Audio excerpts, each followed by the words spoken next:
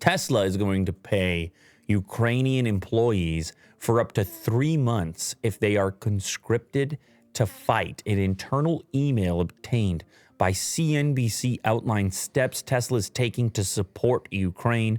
For instance, Tesla will keep Ukraine employees on payroll for at least 3 months if they're called back to the country to fight. That would be, well, they say called back, meaning Ukrainians elsewhere in the world who may have a job at Tesla, one of Tesla's facilities somewhere else. You know, it doesn't have to be in the San Francisco area. It could be in one of their facilities in Germany, for example. Anywhere around the world. It could be anywhere around the world.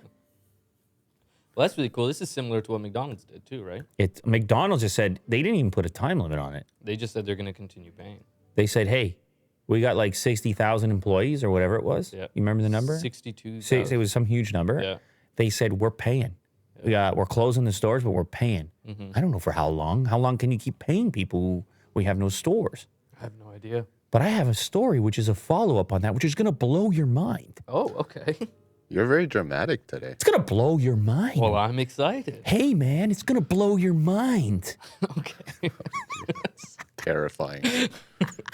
Well, Don't you want to have your mind blown? Okay. I was like, leave me alone, please. Holy crap, he's looking at me for too long. his eyes behind the couch. Holy crap, he's still looking at me.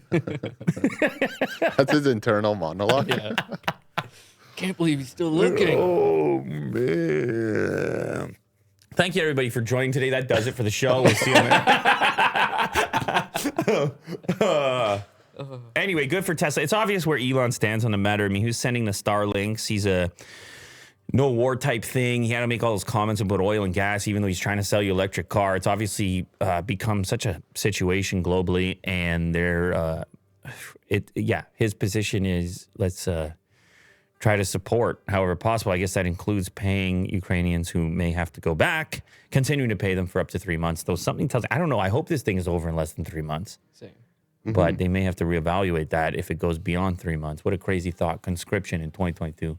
Conscription.